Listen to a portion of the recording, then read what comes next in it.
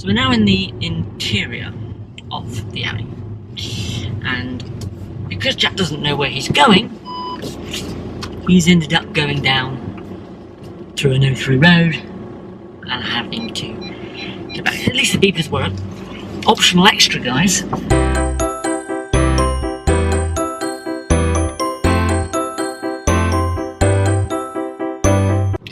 Good morning, and you join me in my Audi A1. The car I've had for the last 3 years. And there's a good reason why you join me in the A1 this morning, because I'm going to give it a review. So, let's see how this goes. Come on, no, you come.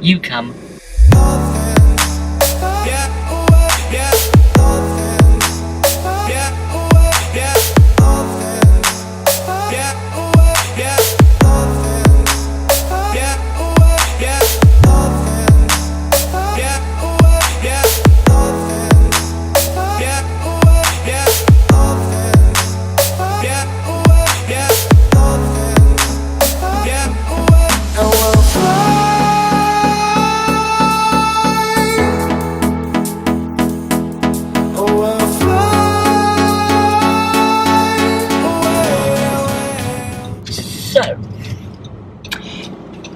what's the interior like? Well, actually it's a really nice place to be. Everything with Audi, and they do this on all their car models, is that everything feels soft to touch. You know, not just the steering wheel and the gear, which we all expect any car to be leather or something of the sort, but just the dashboard, even the door bits in this car feel soft to touch.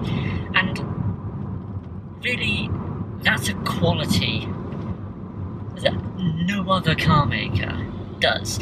BMW, Mercedes, yes, okay, but I don't think they do it to the standard that Audi do. I really honestly don't.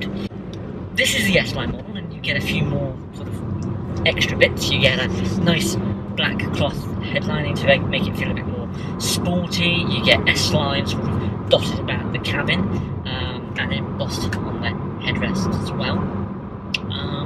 You get a pop-up screen, which you can't see, but I'll show you a cutaway, and that's all for your entertainment system. And the entertainment system is all very, very good.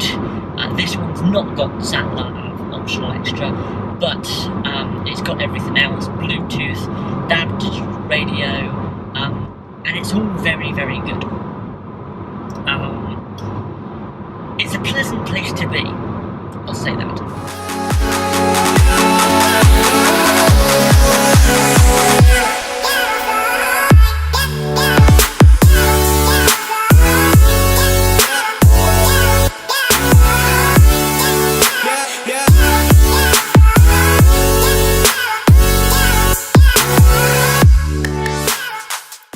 What's it like to drive? Well, in town at low speeds it's very good. At higher speeds, as you can probably tell, there is some tyre off. I kind of forgive it for that, because these are 17-inch tyres, 17-inch wheels on low-profile tyres. She generally feels very sporty, and she's really fun to ride. And it just puts a smile on my face every single time I get in this car. It doesn't matter where I'm going, what I'm doing, every single time she puts a smile on my face. Now this is the 1.6 turbocharged diesel, so it's a 105 brake horsepower engine. It's not the quickest diesel in the world, far from it in fact, but because of the car's weight, you have so much torque, and you just put your foot down, and then you start to pick up, and you start to go down the road at very alarming rates, and then you know maybe we won't do that. It's spot on, the handling. I mean, it's absolutely spot on. It might not be as good as a BMW, I don't know, but it's very good. It's very good indeed.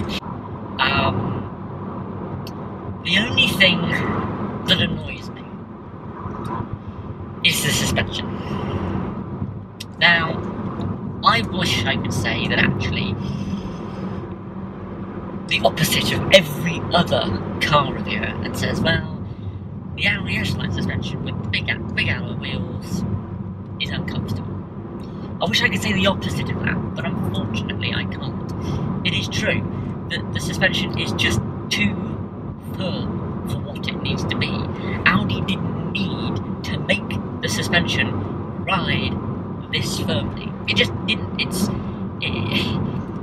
For the trade-off that you get in handling, deselect the S-Line suspension. Don't go with it, because it's just not worth it. That's the only thing about this car that annoys me. And I can honestly say that with hand on heart. I love it to bits. It's excellent in and around town. The gearbox is very light. The clutch is great. It's not one of those clutches that's so light that falls to the floor, and when you try and pull it back up to find the right point, you've stalled the damn thing because you can't find one. And it's not one that you have to break your leg every time you go down on the clutch panel. It's just right. And changing gear in this thing is just so pleasurable. You just want to do it over and over again. It's that good of a gearbox. I actually go as far as saying this is probably the best manual gearbox I've ever driven. It's comfortable on a motorway, providing the motorway is smooth and doesn't have very many potholes in it, which if you do live in the UK, then, well, that's every single motorway bar the M6 over there. But on a motorway, she's very, very quiet, and I could drive this thing for hours and hours and hours. You look at the other rivals that are on the lineup, what this versus. You've got the Volkswagen Polo, you've got the Skoda Fabia. They're just not that good. Not as good as an Audi. I mean, they are good cars, and the engines, well, they're exactly the same. So why would you spend another £4,000 on an Audi? This is why. Because when you step into an Audi, it doesn't just make you feel special. It doesn't just do that.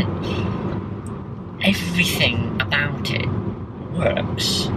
Everything. There's not nothing that doesn't. In the whole of the 3 years I've had her, nothing has gone wrong. Ever. She's never skipped a beat. And I've taken her, as you will know from my channel, I've taken her on 2,000 to 3,000 mile road trips. She's just done it. Yes, okay, maybe a Skoda Fabia and a Polo could do it as well, but it just does it better. It just is. And if you can afford to get one of these rather than going for the Polo or for the Fabia, get one of these.